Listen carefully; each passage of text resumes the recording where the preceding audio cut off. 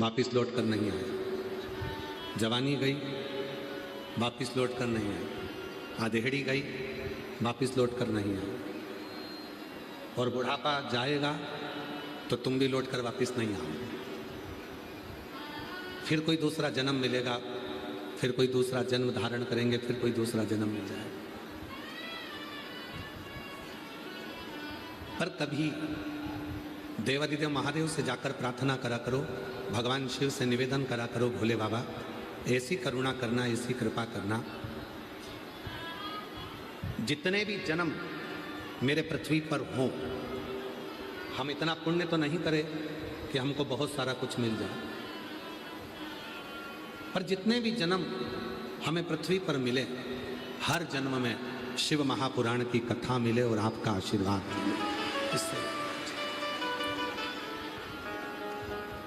हर जन्म में आपका आशीर्वाद मिले, हर जन्म में शिव पूजन करूं, हर जन्म में भगवान शंकर की भक्ति करूं, हर जन्म में शिव की साधना करूं, हर जन्म में भगवान शंकर की आराधना करूं, हर जन्म में मैं शिव की साधना में लगे। हर जन्म, जितने जन्म मुझे मिले, जितने जन्म। और कोई पिछले जन्म के अच्छे कर्म मुझे बाबा तेरा साथ मिला। कोई पिछले जन्म के अच्छे कर्म मुझे बाबा तेरा साथ मिला। जहाँ सारी दुनिया झुकती है, जहाँ सारी दुनिया झुकती है, मुझे वो आली दरबार मिला, दरबार मिला। कोई पिछले जन्म के अच्छे कर्म मुझे बाबा तेरा साथ मिला। कोई पिछले जन्म के अच्छे कर्म मुझे बाबा तेरा साथ मिला। बड़े प्रसन्न होना, मानव का देह मिल गया। बड़े प्रसन्न होना, अच्छे घर में जन्म हो गया। बड़े प्रसन्न होना, अच्छा परिवार मिल गया। बड़े प्रसन्न होना, छत्रपति वीर शिवाजी की भूमि पर जन्म हो गया।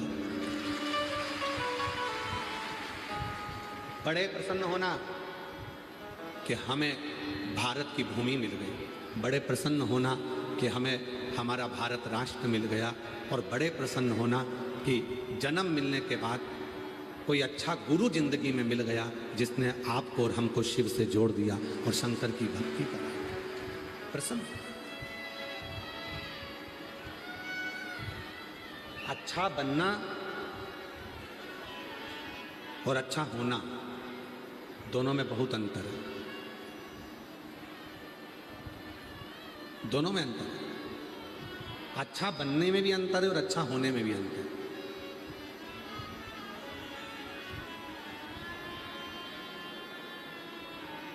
जमीन और आसमान का अंतर होता है अच्छा बनना और अच्छा होना।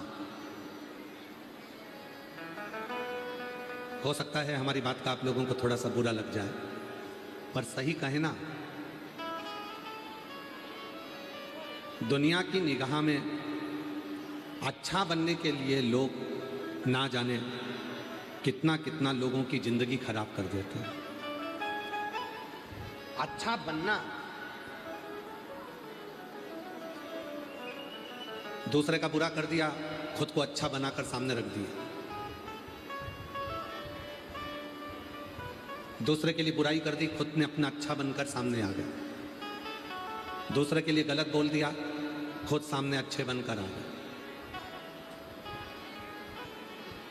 अच्छा बनना और अच्छा होना, इन दोनों में बहुत अंतर, बहुत अंतर। आज पूरी दुनिया अच्छे बनने का नाटक कर रही है। हम अच्छे हैं, बाकी के सब बुरे हैं। मैं अच्छी हूँ, मेरी देवरानी बुरी है। मैं अच्छी हूँ, मेरी जेठानी बुरी है। मैं अच्छी हूँ, मेरी सास बुरी है। मैं अच्छी हूँ, मेरी बहू बुरी है। मैं अच्छा हूँ, मेरा बेटा बुरा है। मैं अच्छा हूँ, मेरा पिता बुरा है। मैं अच्छा हूँ, मेरा रिश्तेदार बुरे हैं। रिश्तेदार कहते हैं मेरे रिश्तेदार बुरे। हम अपने आप को अच्छा दिखाना चाहते हैं, अच्छा बनने का नाटक करना चाहते हैं, और उसके लिए हम ना जाने कितने कितने लोगों का दिल दुखा देते हैं। कितने लोग। फिर भी हम जिंदगी में अच्छे नहीं बन पाते। एक है अच्छा बनना और दूसरा है अच्छा होना। अच्छे बनने के लिए तुम्हें करोड़ों रुपए खर्च करना पड़ते हैं, अच्छा बनने के लिए तुम्हें बहुत दिखावा करना पड़ता है, अच्छा बनने के लिए तुम्हें ना जाने कितनों के दिल दुखाना पड़ते हैं, अच्छा बनने के लिए ना जाने कितनों की टांग खींचकर तुम्हें नीचे पटकना पड़ता है, तब तुम दुनिया के सामने अच्छे बन पाते हो। पर अच्छा होना, इसमें कुछ खर्च नहीं होता। अपने आप को आपने सुधार लिया तो सब आपको अच्छे नजर आना प्रारंभ हो जाते हैं, सब आपको श्रेष्ठ दिखने लगते हैं, सब अच्छे नजर आने लगते हैं। अच्छे बनना कठिन है पर अच्छे होना सरल। अच्छे होना सरल। आज व्यक्ति कर क्या रहा है? अच्छे बनने का नाटक कर रहा है। एक की बुराई करता है उसको नीचे गिराता है, दूसरे की बुराई करता है उसको नीचे गिराता है, तीसरे की बुराई करता है उसको नीचे गिराता है, चौथे की बुराई करता है उसको नीचे गिराता है। सबकी बुराई कर कर खुद सामने ऐसा प्रस्तुत होता है कि मैं सबसे अच्छा हूं, मेरे बराबर कोई नहीं हो सकता, जो मैं कर रहा हूं मेरे बराबर कोई नहीं कर सकता। कितनों को नीचे गिराया, कितनों को नीचे पटक दिया, कितनों के लिए गलत बोल दिया, कितनों के लिए तुमने अपशब्द कहा, केवल अच्छे बनने के लिए कि मैं अच्छा हूं, ये दिखाना।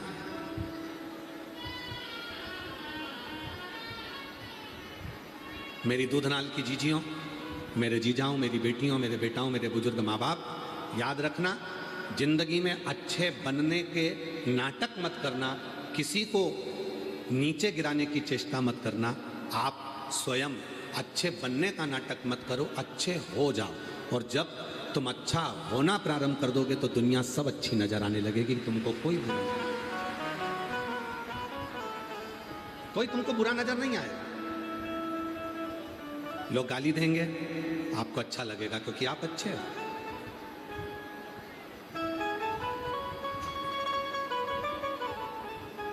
एक मार्ग से गौतम बुद्ध निकल कर जा रहे थे, किसी ने उनको अपशब्द कह दिए। गौतम बुद्ध आगे निकल गए। गांव के लोगों ने कहा उसने तुमको गाली दी, उसने तुमको अपशब्द कहा और तुमने जवाब नहीं दिया। गौतम बुद्ध बोले, मैंने पत्थर उठाकर तुमको मारा,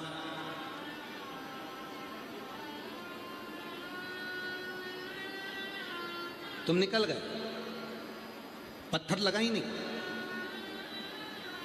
जब पत्थर मार रहा था तुम सामने खड़े रहते, पत्थर को कैच कर लेते, या वो पत्थर तुम्हारे सिर में लग जाता, शरीर में लग जाता तो चोट लगती ना। पर पत्थर मार रहा हूं और तुम निकल कर चले जा रहे हो, तुम्हें ना पत्थर तुमने कैच करा, ना पत्थर को तुमने पकड़ा, ना तुम्हारे शरीर में लगा, क्योंकि तुम तो निकल कर चले गए। उसी तरह गौतम बुद्ध बाबा का चरित्र कहता है कि अगर कोई गाली दे रहा है, अपशब्द कह रहा है, ताना दे रहा है, आड़ा टेढ़ा बोल रहा है, लांछन लगा रहा है, आप पर उंगली उठा रहा है, आपके लिए गलत गलत बातें बोल रहा है, अगर आप उसको ले ही नहीं रहे हो, आप तो अपना कर्म करते करते आगे बढ़ते चले जा रहे हो, तो वो गाली आपको लगेगी नहीं। वो अपशब्द आपका कुछ नहीं बिगाड़ सकता।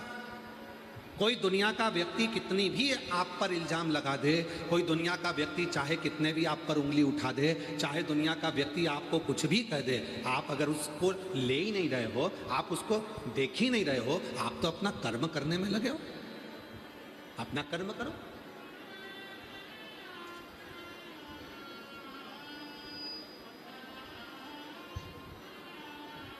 महाराज, एक कुएं के अंदर मेंढक रहते थे, बहुत सारे मेंढक कुएं में। मेंढक क्या करते थे? कुएं से निकलने का प्रयास करते थे। दीवार पे चढ़ते, फिर नीचे गिर जाते, फिर चढ़ते, फिर नीचे गिर जाते।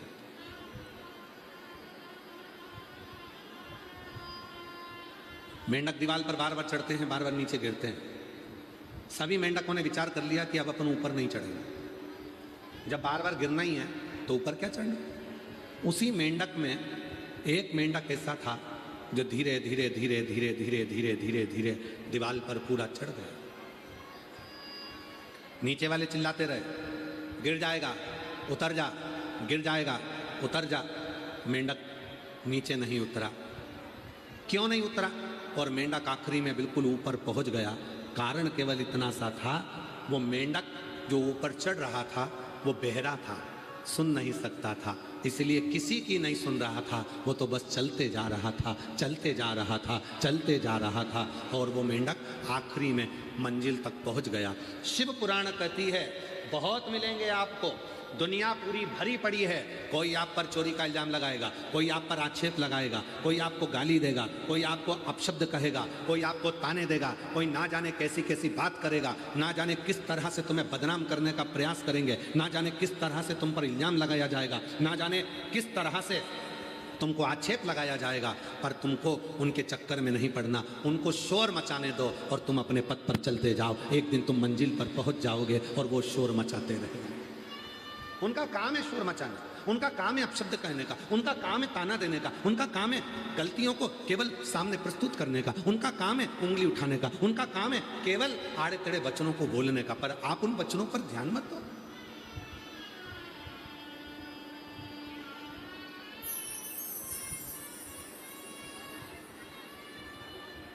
घर में कितने कमरे हैं आपके? उत्तर दीजिए जल्दी जल्दी। हमको उत्तर मत दो, अपने मन में सोच के रखो।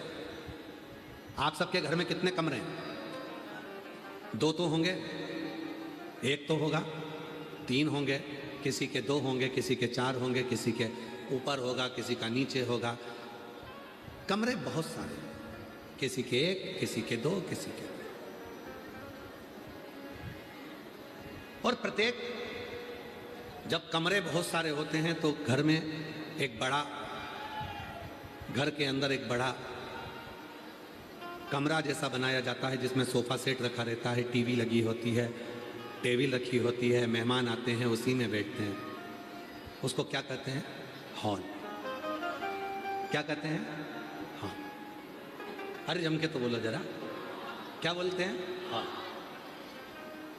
प्रत्येक घर में एक हाल होता है, पर घर में रहने वाले को हर एक व्यक्ति का हाल मालूम ही नहीं रहता है। घर में हाल जरूर है, पर घर में जितने लोग रह रहे हैं उनका क्या हाल है ये किसी को नहीं मालूम। फिर वो हाल होने का फायदा क्या, उसका लाभ?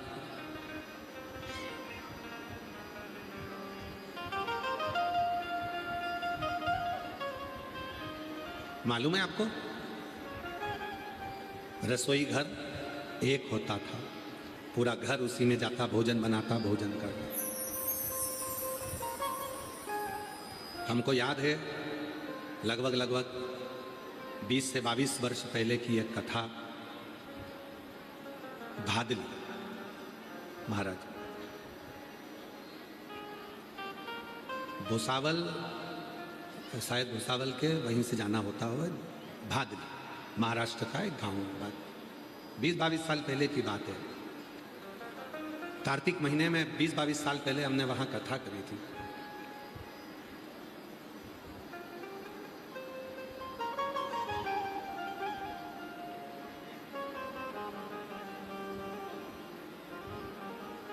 कथा के बाद में अनाउंसमेंट हुआ कि आज भंडारा है। हमने कहा चलो जरा भंडारे का दर्शन करिए। आज जाकर दर्शन करा तो वहां केवल सब्जी बन रही थी, केवल भाजी, सब्जी, बैंगन, आलू, टमाटर की सब्जी बनी थी, केवल सब्जी और कुछ नहीं।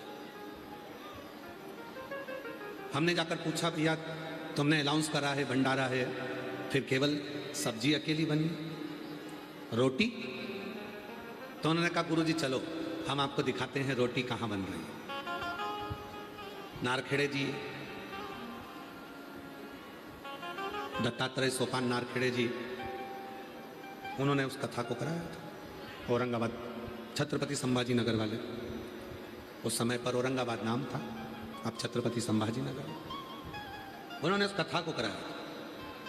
तो दत्तात्रेय सोपान नारखेड़े जी हमको लेकर गए, उनकी धर्मपत्नी भी साथ में चली और हमको दिखाया कि भादली के जितने गांव में घर थे, हर घर के बाहर ईंट रखकर, मिट्टी का चूल्हा बनाकर 3-3, 2-2 माताएं जो उस घर में रहती हैं और जो मेहमान आए थे वो सब मिलकर आटा उसन उसन कर रोटी बना रहे थे।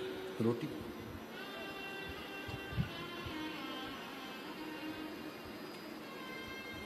हमने पूछा ये सब क्या कर रहे हैं? सबके दरवाजे के बाहर रोटी बन रही है। सबको 3-3 किलो आटा दे दिया गया कि रोटी बनाकर लाना है, भंडारा। सब 3-3 किलो आटा लेकर चले गए, रोटी बना रहे हैं। तो हमने कहा नारखेड़ी जी, अगर रोटी इनको ही बनाना है तो फिर भंडारे में आकर क्यों खाना है? तो नारखेड़े जी ने कहा कि गुरुजी, घर में तो रोज रोटी खाते हैं, पर कभी अपने हाथ की रोटी बनाकर जब दूसरे को खिलाते हैं तो उसका जो लाभ मिलता है वो जीवन का सुख देता है। वो जीवन का सुख भी,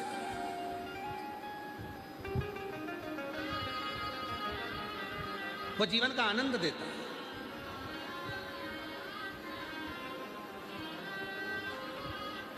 यहां क्या करते हैं लोग? हमने देखा दूधनाल गांव के इस कथा के पंडाल में जब भोजन भंडारा चल रहा था, भंडारे में लोग अपने हाथ से सेवा कर रहे थे। अपने हाथ से कुछ बन जाएगा, कुछ कर देंगे तो ना जाने इतने लोगों के मुख में जाएगा तो हमारा कल्याण हो जाएगा, हमारा कल्याण। एलईडियां चालू करवाइए, एलईडी। हमारे जीवन में कुछ ना कुछ अच्छा होगा, हमारे जीवन में कुछ श्रेष्ठ अच्छा। बस यही शिव कथा कहती है। परिवार में 25 लोग रह रहे हैं, 15 लोग रह रहे हैं, 10 लोग रह रहे हैं महाराज, पर उस परिवार में एक दूसरे का पूछने वाला कोई नहीं है। माँ कमरे में सिर बांध कर पड़ी है, उसका सिर दुख रहा, पिता खांस रहा, बड़ी बहू अपना कमर लेकर पड़ी हुई है पलंग पर, छोटी बहू के हाथ में दर्द हो रहा है, वो अपने कमरे में पड़ी है, बड़ा बेटा अपने कमरे में है, छोटी बहू अपने कमरे में, मंजला अपने कमरे में, माता पिता अपने कमरे में, सब एक दूसरे, सब तकलीफ में है। सब ने अपने अपने परिचितों को बोलकर कोई बाम मंगवाया, कोई दवाई मंगवाया, सब खा रहे हैं, पर कोई किसी से पूछने को तैयार नहीं है। महाराज शिव पुराण की कथा कहती है, आप किसी को दवा नहीं दे सकते, मत दो। आप किसी को कुछ नहीं दे सकते, मत दो, पर अपने घर में रहने वालों से 1 मिनट जाकर बैठकर थोड़ी सी बात कर कर कहो, मम्मा तकलीफ है, बेटा तकलीफ है, बहू कुछ हो गया क्या बेटा? बड़ी भले कितना भी झगड़ा है, कितनी भी लड़ाई है, पर जाकर बैठकर थोड़ी सी तो बात करो। जब बात करोगे तो जरूर उसका आधा बुखार, उसका आधा दर्द, उसकी तकलीफ आदि अपने आप समाप्त हो जाएगी, जब तुम प्रेम से बोलना प्रारंभ करो, जब तुम प्रेम से बोलना।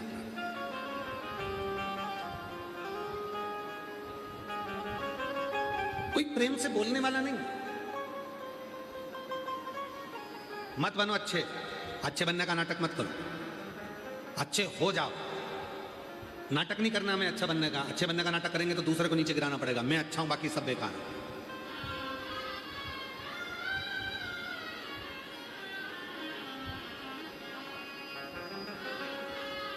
पूरी सोशल मीडिया को उठाकर देखना,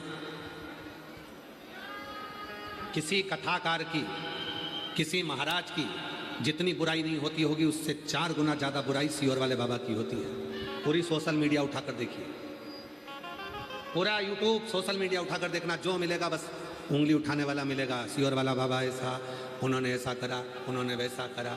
फिर भी इस व्यासपीठ ने कभी किसी के लिए कुछ नहीं कहा। क्यों? क्योंकि आप अच्छे तो जगत अच्छा है। परमात्मा ने उनको जैसा जन्म दिया है वो वैसा ही है। आप अच्छा कर्म करते चलो। पत्थर मारने वाला पत्थर मारेगा, तुम रुकना मती, चलते जाना। गाली देने वाला गाली देगा, आप चलते जाना। अपशब्द करने वाला अपशब्द कहेगा, चलते जाना। गुस्सा कितनी देर का आता है? आप में से कोई ऐसा व्यक्ति बता दो जिसके चेहरे पर 24 घंटे गुस्सा रहता हो। कोई व्यक्ति ऐसा पैदा नहीं हुआ संसार में कि उसके मुख पर 24 घंटे गुस्सा रहे। गुस्सा आएगा, ठंडा होगा। दूध में उफान आएगा, ठंडा होगा, फिर उफान आएगा, फिर ठंडा होगा, फिर उफान आएगा, फिर ठंडा होगा। क्रोध, एक जैसा क्रोध किसी के शरीर पर नहीं रहता महाराज, बाद में वो ठंडा होता है। गुस्सा कितनी देर का आता है? 5 मिनट का, 10 मिनट का। 10 मिनट के गुस्से में तुम अंदर गए, तलवार लाए, सिर काट दिया। अंदर गए, डंडा लाए, सिर में मार दिया। अंदर गए, 10 मिनट के गुस्से में आकर तुमने किसी को कुछ चक्कू मार दिया, तलवार मार दिया। अब वो 10 मिनट लगे चक्कू मारने में, और वो व्यक्ति चला और गया, और उसके बाद में 10 साल तक माथे में दिमाग में वो केस लड़ता रहा। क्रोध 10 मिनट का आया था। 10 मिनट में तुमने 1 महीने तक अपने घर में तुम सास से अच्छी बात करते हो, घर में बहुत सेवा करते हो, जितनी मेरी जीजियां बैठी हैं, जितनी मेरी बेटियां बैठी हैं, और जितनी मेरी बुजुर्ग माताएं बैठी हैं घर में, 1 महीना तुम बहुत अच्छे रहते हो। 1 महीने के अंदर फिर ना जाने ऐसा क्या हो जाता है कि तुम काम तो करती हो, हाथ पैर भी हिलाती हो, तो भोजन भी बनाती हो, कपड़े भी धोती हो, तुम सब काम करती हो, पर 1 महीने में ना जाने तुम्हारी जीवान को ना जाने क्या हो जाता है कि सब करे धरे पर 1 मिनट में पानी फिर जाता है। किसी से पूछो तुम्हारी बहू कैसी है, तो क्या गुरुजी बहुत बढ़िया है। तुम्हारी सास कैसी है, गुरुजी मेरी सास जैसी दुनिया में सास नहीं होगी। फिर दिक्कत क्या है, सास तो अच्छी है पर उसकी जीवान खराब है। बस बहू अच्छी है और जीवान गड़बड़ है। जिसने भी बोला वो काम करती है, बच्चों को संभालती है, रोटी बनाती है, टिफिन बनाती है, हमको डॉक्टर के ले जाती है, हॉस्पिटल ले जाती है, गाड़ी चला लेती है, मेरी बहू पढ़ी लिखी है, मेरी बहू काम कर लेती है, सब करती है बहू, पेंटिंग करे, रंगोली डाले, सिलाई करे, कढ़ाई करे, सब करे, पर बस एक ही काम बुरा है, सब काम अच्छा है, बस उसकी जीवान बुरी है। 1 महीने 2 महीने में ऐसा बोल जाती है कि 2 महीने का करा धरा पे पानी फिर जाता है। जब जीवान इतनी तकलीफ दे रही है तो एक काम करो ना, इस जीवान को थोड़ा सा कंट्रोल करना प्रारंभ करो। सबको अगर कुछ चिड़चिड़ाहट आ भी जाए, गुस्सा आ भी जाए, कितना भी क्रोध आ भी जाए, तो भी अपने कमरे में चले जाओ, चुप होकर भगवान का भजन कर कर सीहोर वाले बाबा को गाली देना प्रारंभ कर दो, अपशब्द कहना प्रारंभ कर दो, ताने देना प्रारंभ कर दो। किसी को मत दो, तुम तो सीहोर वाले बाबा को दो। तुम्हें गुस्सा आए, सीहोर वाले बाबा को अपशब्द को, तुम्हें ताना देना सीहोर वाले बाबा को दो, तुम्हें गाली देना सीहोर वाले बाबा को दो। तुम किसी को मत दो, तुम तो हमको दो ना, पर तुम हमको गाली दे दो, हमको अपशब्द कह दो, हमारी तो आदत हो गई है सुनने की, तो तुम हमको अपशब्द बोलो, पर अपने घर में तुम प्रेम से रह लो, अपनी वाणी की शुद्धता के साथ रह लो, अपनी जिह्वा की शुद्धता के साथ। अब हमको दे दो, हम ले लेंगे, कोई बात नहीं, इतना लेते हैं और तुम्हारा भी ले लेंगे, बोलो अपशब्द बोलना, ताने देना तुम। पर मेरी जीजियों से निवेदन है, गुस्सा आए सीहोर वाले बाबा को गाली देना, पर अपनी सास को नहीं। सासों से निवेदन है, तुम्हें गुस्सा आए तुम सीहोर वाले बाबा को अपशब्द कहना, पर अपनी बहू को नहीं। तुम आपस में प्रेम से रहना, सीहोर वाला बाबा बस यही चाहता है, सबके अंदर प्रेम हो, सबके अंदर करुणा हो, सबके अंदर वात्सल्य हो। तुम हमारी बहन हो, शायद दुनिया में एक ही कथाकार होगा जो रिश्ते के साथ कथा करता, और वो सीहोर वाला बाबा।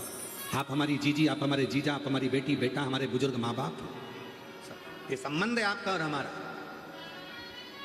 और कोई भाई अपनी बहन को दुखी नहीं देख सकता, कोई भाई अपने माता को, अपनी बेटी को दुखी नहीं देख सकता। इसलिए खुश रहो, प्रसन्न रहो, बस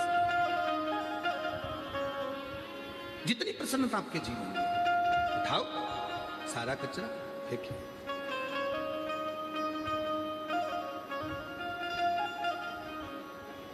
धाराशिव जिले के रहने वाले हो, उमरगा तहसील गांव का तो नहीं मालूम हमको, दूधनाल का, कि यहाँ कचरे की गाड़ी आती कि नहीं आती हमको नहीं मालूम, पर उमरगा में तो आती होगी। बोलो बोलो, आती कि नहीं आती? उमरगा तहसील में रोज सवेरे कचरे की गाड़ी आती है, आवाज लगाती है,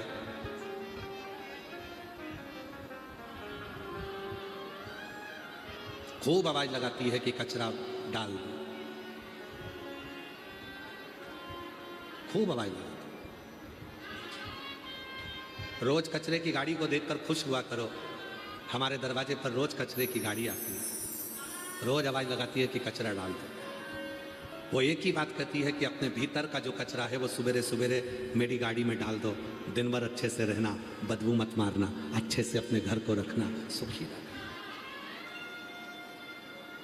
रोज कचरे की गाड़ी आती है, रोज आवाज लगाती है, रोज कहती है, रोज प्रेम दीजिए, स्नेह दीजिए। हम हमारे बाबा से रोज कहते हैं, बाबा उन बेटियों की कभी परीक्षा मत लेना। हम हमारे बाबा से रोज कहते हैं, बाबा उन बेटियों की कभी परीक्षा मत लेना जिनके गले लगने वाला कोई नहीं है। बाबा जो तुम पर भरोसा करते हैं, तेरे आश्रित होकर जीते हैं, बाबा उनकी ज्यादा परीक्षा मत लेना। जो तेरे मंदिर में आकर एक लोटा जल चढ़ाता है उसके अंदर मन में कुछ तो दुख होगा, तभी तो तेरे दरवाजे पर आया है। उसकी परीक्षा ज्यादा मत ले, उसकी परीक्षा ज्यादा मत ले। जब वो जल चढ़ाने आए, हम जानते हैं किसी किसी की फाइल बड़ी मोटी होती है, काम नहीं सलटता, पर जब वो जल चढ़ाने आए तो उसके दुख को मिटाना होता, उसके दुख।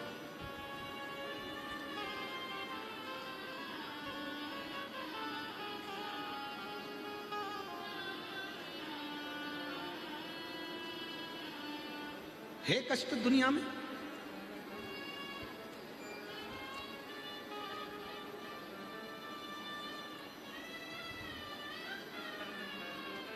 एक पिता ने अपने बेटे से कहा कि तू नीट की तैयारी कर, डॉक्टर बनेगा, क्लियर हो जाएगा तेरा एग्जाम, पढ़ाई कर। बेटा पढ़ाई कर रहा है और उसका नीट क्लियर नहीं होता।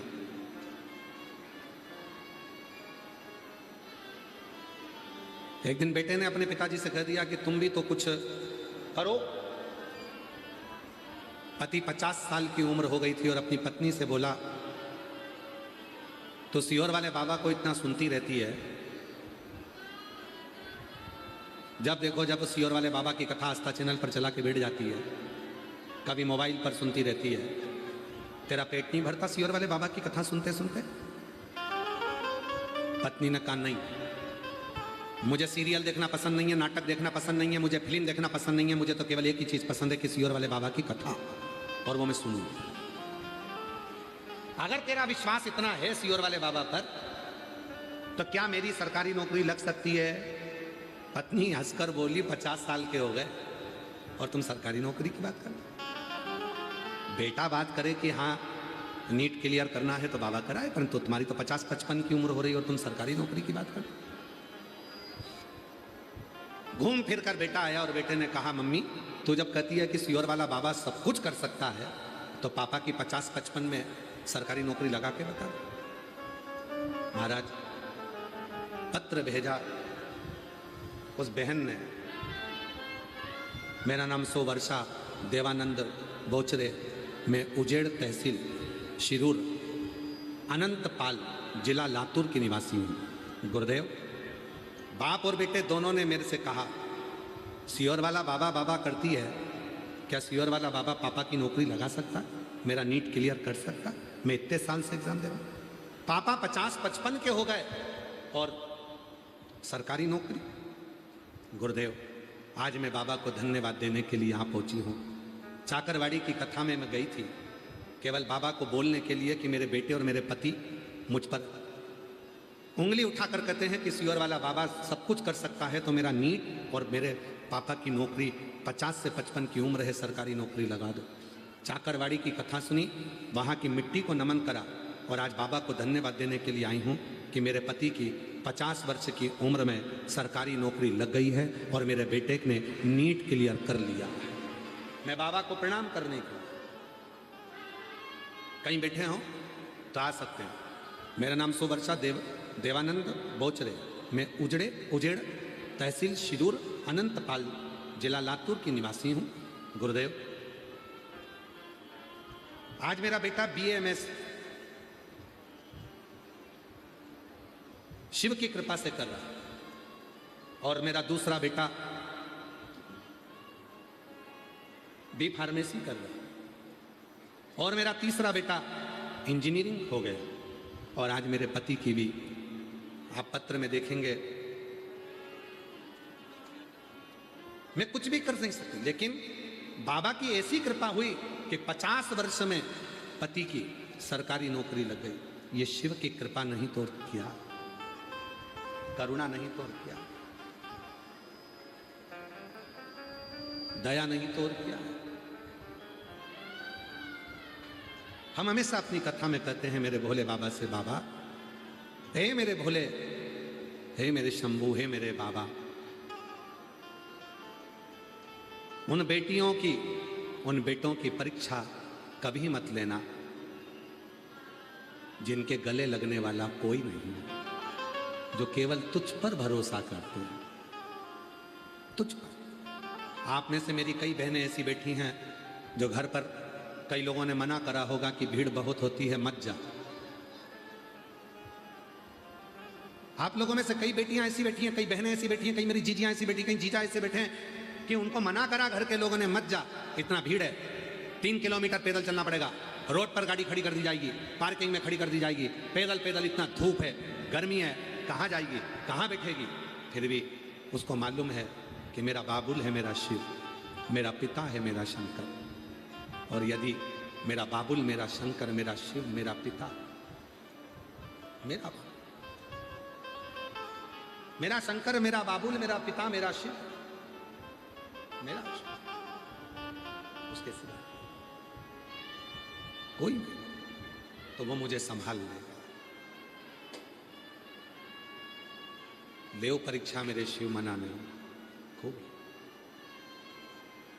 खूब परीक्षा, पर हे मेरे भोलेनाथ, उसकी परीक्षा मत लेना जो तुम पर बहुत भरोसा करता है। उसकी हिम्मत ना टूट जाए,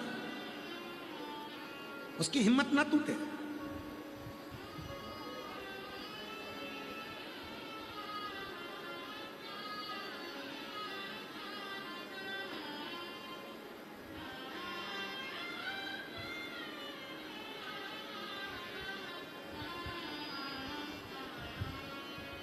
जो में होती पवन बसंती, झोंका बन कर आती, जो में होती पवन बसंती, झोंका बन कर आती। बन न सकी मैं हवा का झोंका, बन न सकी मैं हवा का झोंका। ये मेरी मजबूरी सीहोर वाले से मिलना बड़ा जरूरी, ओ सीहोर वाले से मिलना बड़ा जरूरी। जो में होती पवन बसंती, झोंका बन कर आती, जो में होती बेला चमेली, चरणों में बिछ जाती। जो में होती बेला चमेली, चरणों में बिछ जाती। बन न सकी मैं हवा का झोंका, बन न सकी मैं हवा का झोंका। ये मेरी मजबूरी, काशी वाले से मिलना बड़ा जरूरी। सीहोर वाले से मिलना बड़ा जरूरी। अपने स्थान पर बैठकर बाबा देवरिदेव महादेव को अपने मन का भाव कहिए, प्रार्थना करिए, विनय करो, निवेदन करो, बाबा को अपने मन का भाव कहिए। ये कथा आज विराम हो जाएगी। 2 जून को, फिर 9 जून से 15 जून बलखंडी नाथ फुलवरिया बलिया उत्तर प्रदेश में 1 बजे से 4 बजे तक कथा रहेगी। फिर 18 से 24 जून भटिंडा पंजाब में 2 बजे से 5 बजे तक शिव महापुराण की कथा रहेगी। ऐसे ही कथाओं के क्रम 24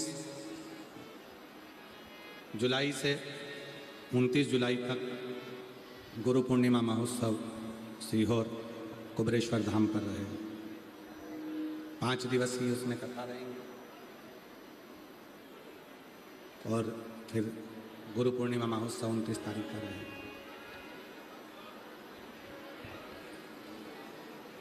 बाबा को अपने मन का भाव कहिए, हृदय से प्रार्थना करिए, निवेदन करिए, विनय करिए। जहाँ जगह मिले वहाँ बैठकर बोलिए। आज कथा का विराम दिवस है। कहते हैं मेहमान जाते जाते अपने घर के बच्चों को कुछ देकर जाते हैं, उसी तरह भोलेनाथ जी की ये कथा विराम होती है। 7वें दिन ये कुबरेश्वर बाबा जो पोथी के रूप में सीहोर से आते हैं, 7 दिन जहाँ रहते हैं वहाँ खूब भंडार भरते हैं। और जब जाते हैं तो ये कुबरेश्वर बाबा की ये पोथी यहाँ से जाते जाते आप लोगों को भी कुछ ना कुछ देते हुए जरूर जाते हैं। इसलिए दुनिया के लोग छठे दिन की कथा को शिवरात्रि कहते हैं और 7वें दिन बाबा से अपने मन की बात करते हैं। हृदय से बाबा को अपने मन का भाव करते हैं। प्रार्थना करिए, विनय करिए, निवेदन करिए, साथ में बोलिए और बाबा को अपने मन का भाव करिए।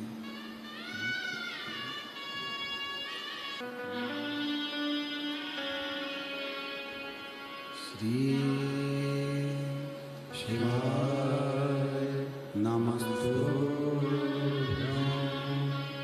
श्री शिवाय नमस्तुभ्यं। श्री शिवाय नमस्तुभ्यं। श्री शिवाय नमस्तुभ्यं। श्री